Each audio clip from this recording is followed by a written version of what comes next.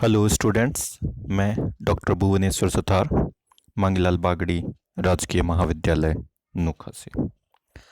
हम अध्ययन कर रहे थे क्वांटम यांत्रिकी के आणविक स्पेक्ट्रम, मॉलिक्यूलर स्पेक्ट्रम के बारे में। हमने अब तक किया है रोटेशनल स्पेक्ट्रम के बारे में अध्ययन। उसके बाद में हमने कंपन ऊर्जा स्तरों के बारे में अध्ययन किया पिछले वीडियो में।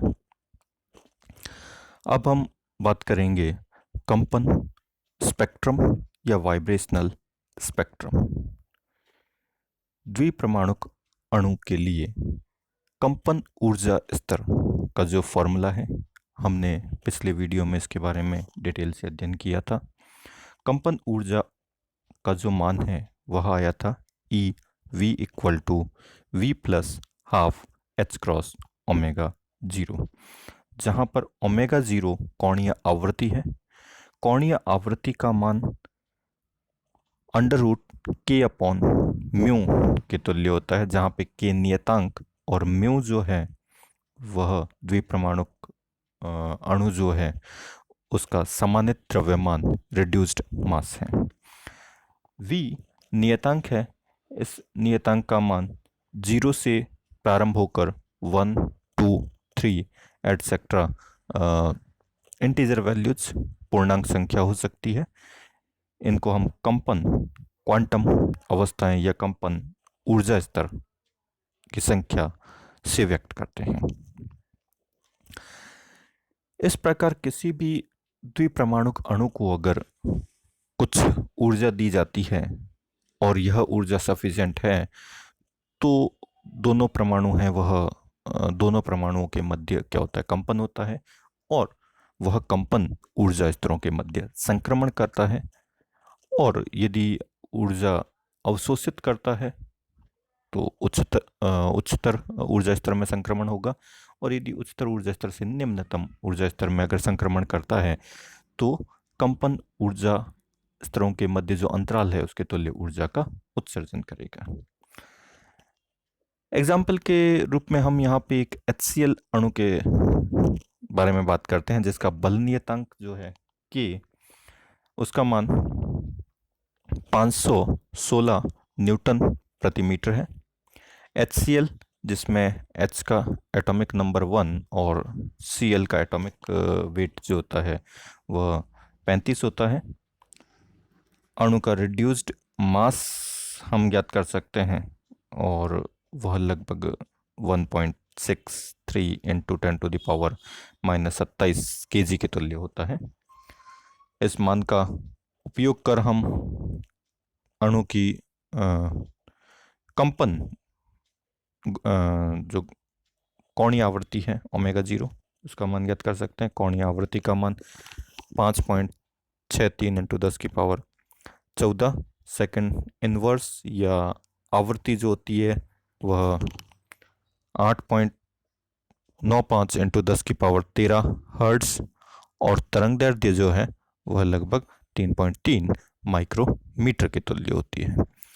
अर्थात विद्युत चुंबकीय स्पेक्ट्रम की इस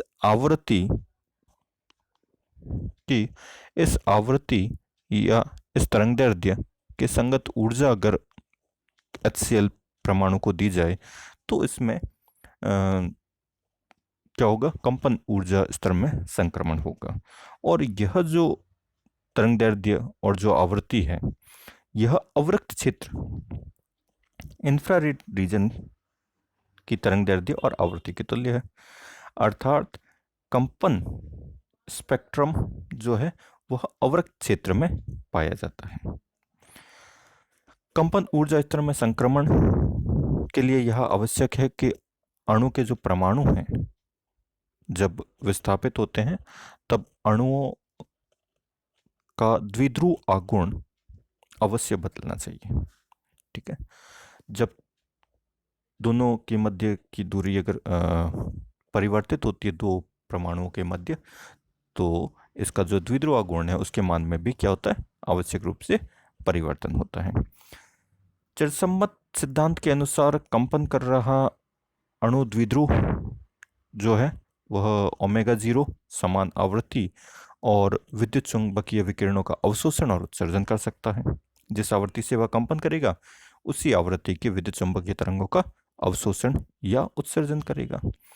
परंतु क्वांटम यांत्रिकी के अनुसार यदि कंपन कर रहा अणु का द्विध्रुव आघूर्ण में परिवर्तन होता है तो वह अणु विद्युत चुंबकीय ऊर्जा का अवशोषण व उत्सर्जन कर सकता है और कंपन ऊर्जा स्तरों के मध्य संक्रमण होता है। तो यहाँ पे दो बेसिक डिफरेंस हम देख सकते हैं, क्लासिकल यांत्रिकी की और क्वांटम यांत्रिकी के अनुसार क्या परिवर्तन होता है। द्विपरमाणु अणु के जो ऊर्जा स्तर हैं उनमें संक्रमण से केवल एक फोटोन या एक फोटोन का या तो अवशोषण होगा या उत्सर्जन होगा। अगर उत्सर्जित या अवशोषित फोटोन की ऊर्जा h न्यू या h क्रॉस ओमेगा 0 के तुल्य है तो अणु का जो ऊर्जा स्तर है EV equal to V plus half h cross omega 0 से EV plus EV plus 1 equal to V plus h cross V plus 3/2 h cross omega 0। अगर ऊर्जा का अवशोषण होगा तो V से V प्लस 1 में संक्रमण होगा और ऊर्जा में क्या होगी, वृद्धि हो जाएगी। और इसके विपरीत अगर ऊर्जा का फोटोन का उत्सर्जन होता है तो V प्लस 1 से V में या V से V माइनस 1 में संक्रमण होगा और उस केस में ऊर्जा में कमी आएगी, कंपन ऊर्जा स्तर में की ऊर्जा में कमी आती है। तो ये दूसरा एग्जांपल हम ले रहे हैं। अगर वो फोटोन का क्या करता है, उत्सर्जन करता है तो ऊर्जा के मान में कमी आती है, V से V माइनस 1 में संक्रमण होता है। ऊर्जा होगी V प्लस हाफ से के स्थान पर V minus half h cross omega रह जाते हैं। ठीक है। और इम्पॉर्टेंट सिलेक्शन रूल, वर्ण नियम, delta V equal two plus minus 1। संक्रमण V से V प्लस 1 में संभव है, V से V माइनस 1 में संभव है, V से V प्लस 2 में संक्रमण संभव नहीं है। यानी कोई भी कंपन ऊर्जा स्तर है, अगर ऊर्जा में संक्रमण होगा तो या तो वह उससे ठीक ऊपर वाले या नीचे वाले ऊर्जा स्तर में ही संक्रमण कर सकता है। V इक्वल टू प्लस 1 जो है वह अवशोषण और V इक्वल टू माइनस 1 जो है वह उत्सर्जन के संगत स्पेक्ट्रम को शो करता है। तो यहाँ पे हमने स्पेक्ट्रम के लिए लेवल्स दिखा रखे हैं। न्यूनतम ऊर्जा स्तर V इक्वल टू 0 के लिए हाफ h क्रॉस ओमेगा 0 या हाफ h न्यू 0, 1 के लिए 3/2, 2 के लिए 5/2 और ठीक 3 के लिए 7/2 और इनके मध्य का जो अंतराल है वह h न्यू 0 के तुल्य होता है, नियतांक होता है। तो अवशोषण के लिए प्लस 1 यानी 0 से 1 में जा सकता है, 1 से 2 में जा सकता है, 2 से 3 में जा सकता है। और इसमें किसी भी केस के लिए जो संक्रमण के संगत ऊर्जा उत्सर्जित होगी उसका मान h न्यू 0 के तुल्य होता है। और अवशोषण के लिए उत्सर्जन के लिए 2 से 1 में, 1 से 0 में, 3 से 2 में, 4 से 1 में, सभी के संगत जो ऊर्जा होती है वो h न्यू 0 के तुल्य होती है। अर्थात किसी भी केस में उत्सर्जन और अवशोषण के किसी भी स्टेट के लिए हमें जो आवृत्ति है वह न्यू 0 के तुल्य प्राप्त होती है, चाहे वह उत्सर्जित के लिए हो चाहे अवशोषित के लिए हो। और इसका मान जो है ऊर्जा स्तर के मान पर भी निर्भर नहीं करता। तो स्पेक्ट्रम लाइन जो है वह सिंगल लाइन के द्वारा रिप्रेजेंट होती है। जैसा कि हमें पता है उत्सर्जन के लिए चमकीली रेखा मिलती है और अवशोषण के लिए काली ब्लैक लाइंस मिलती हैं। इसके अलावा ऊर्जा को हम आवृत्ति के रूप में भी लिख सकते हैं। कंपन ऊर्जा स्तर में संक्रमण के लिए जो टर्म है वह आवृत्ति के रूप में भी लिखा जा सकता है। आवृत्ति के रूप में के पदों में हम लिखें तो इसका मान E/, एच ई अपॉन ये सॉरी सबसे पहले हमने ये तरंग संख्या के रूप में ऊर्जा के फॉर्मूले को लिखा। तो न्यू बार जो होता है उसका मान 1/λ या न्यू अपॉन सी के तुल्य होता है। इसका मान हम लिखें तो ई अपॉन एच सी का डिवाइड कर देंगे तो हमारे पास फॉर्म बचेगा वी प्लस हाफ न्यू बार की फॉर्म में।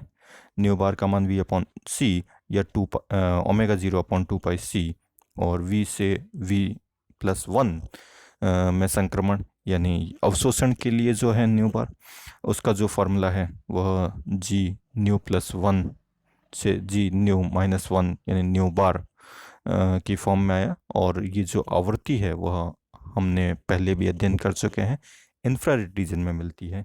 यानी जो शुद्ध रूप से कंपन स्पेक्ट्रम होंगे उसमें हमेशा एक ही आवृत्ति का जो तरंगदैर्ध्य है वह या तो उत्सर्जित होगा या अवशोषित होगा।